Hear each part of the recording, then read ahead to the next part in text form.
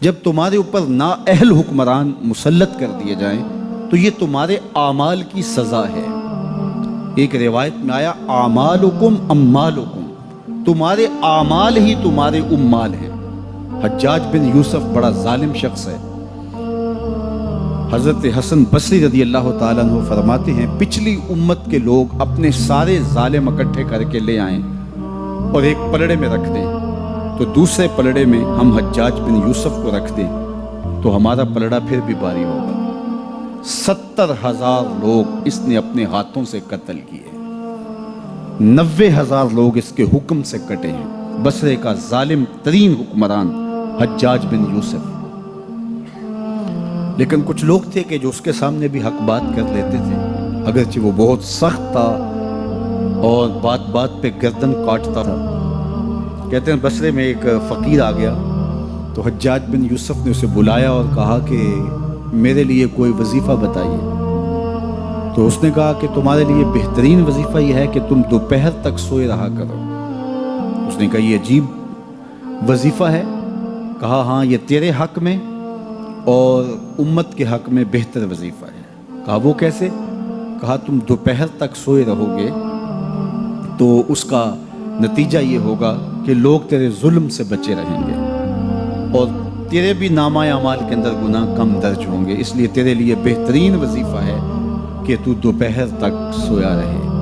حضرت شیخ سعدی شیرازی فرماتے ہیں جس کے جاگنے سے اس کا سونا بہتر ہو، اس کے جینے سے اس کا مرنا بہتر ہوتا ہے۔ بدترین حکمران بصرے کا، انسانوں کا قاتل، بات بات پہ گردن کٹوا دینے والا۔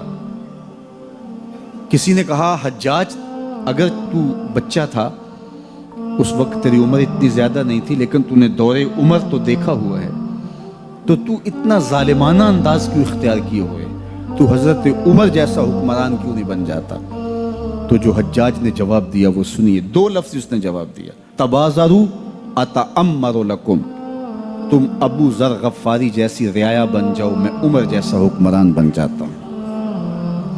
جب رعایا ابو ذر غفاری جیسی ہو تو حکمران حضرت عمر جیسے ہوتے ہیں، اور جب رعایا ہی جور و ظلم کی خوگر ہو اور اپنے رویوں کو ہم اگر دیکھیں کہ ہم کہاں کھڑے ہیں تو ہمارے اوپر ایسے لوگ ہی مسلط ہوتے رہیں گے۔ اگر میں مسجد سے نکلتے ہوئے جوتا چرا کے لے جاتا ہوں اور آرزو یہ رکھتا ہوں کہ میرے اوپر عمر بن عبدالعزیز جیسا حکمران آ جائے، تو میری یہ خواہش پوری نہیں کی جائے گی، چونکہ میرے عمل کے نتیجے میں میرے اوپر حکمران مسلط کیا جائے گا۔ میں اپنے اندر جھانک کر کے دیکھوں، اپنے اندر اتر کے دیکھوں کہ میں کہاں کھڑا ہوں۔ میں اگر یہ دیکھتا ہوں کہ میرے اوپر بدترین حکمران مسلط کر دیے گئے ہیں جو ملک کو دونوں ہاتھوں سے لوٹ رہے ہیں، ملک کے وسائل کو چاٹ رہے ہیں، تو میں خود دیکھوں کہ میں کہاں کھڑا ہوں۔ انسان جب کوئی اچھی بات سنتا ہے تو انسان کی فطرت ہے کہ وہ آگے منتقل کرتا ہے۔ آج کل وہ شیئر کر دیتے ہیں نا، جو بات آئے تو آپ اس کو آگے بڑھاتے ہیں، دوستوں میں شیئر کر دیتے ہیں۔ تو یہ انسان کی فطرت سے افواہیں بھی اس لیے پھیلتی ہیں کہ جو بھی بات آپ سنتے ہیں فوری آپ کی کوشش ہوتی ہے کہ یہ سب سے پہلے دوستوں کو میں ہی بتاؤں۔ تو یہ انسانی فطرت ہے۔ تو جب افواہ اور ایسی چیز، کوئی غم کی خبر بھی ہو، کسی کی وفات کی خبر بھی ہو، تو اس وقت بھی انسان کی فطرت، سست سے سست آدمی بھی پھر جلدی جلدی فون کرتا ہے، آگے بڑھاتا ہے کہ فلاں سے ایک فوت ہو گیا۔ تو چونکہ یہ فطرت ہے، بات کو آگے بڑھانے کا شوق ہے انسان کے اندر رکھ کے، اس سے چیزیں پھیلتی ہیں۔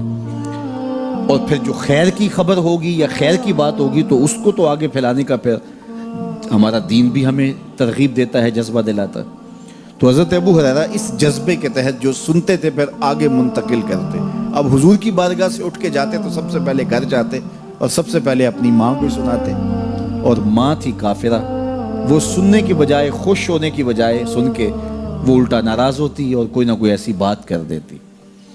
سید ابو ہریرہ سے گوارا نہ ہوتا۔ ایک دن انہوں نے کوئی ایسی بات کر دی کہ حضرت سیدنا ابو ہریرہ رضی اللہ تعالیٰ عنہ نے فیصلہ کر لیا کہ آج ماں کو چھوڑ دینا، کیونکہ میں یہ گوارا نہیں کرتا کہ میرے آقا کے بارے میں کوئی ایسا جملہ کوئی بولے۔ اور تھی گھر میں ماں ہی، بھائی بھی کوئی نہیں تھا، بہن بھی کوئی نہیں تھی، باپ بھی فوت ہو گئے تھے، شادی بھی نہیں ہوئی تھی۔ تو ماں ہی ماں گھر میں، اور ماں اور بیٹا اکٹھے رہتے ہو تو پھر محبت بھی مثالی ہوتی ہے۔ تو اب ماں ہی ایک رشتہ ہے مادی دنیا کے اوپر، تو حضرت ابو ہریرہ رضی اللہ تعالیٰ عنہ نے فیصلہ کر لیا کہ چھوڑ دینا ہے، چھوڑ کے گھر سے نکلے، لیکن دل ڈوب رہا ہے کہ ایک ہی تو رشتہ تھا وہ بھی گیا۔ افسردہ ہیں، حضور کی خدمت میں پہنچے، دل و قلب و نگاہ کے مرشد اولین نے ابو ہریرہ کی اداسی دیکھی تو فرمایا ابو ہریرہ کیا بات ہے؟ تو حضرت ابو ہریرہ جس طرح بندہ پھٹ نہیں پڑتا، تو عرض کی حضور میری ماں کی ہدایت کی دعا کر دیجئے۔ ساری کہانی 2 لفظوں میں بیان کر دی، میری ماں کی ہدایت کی دعا کر دیجئے۔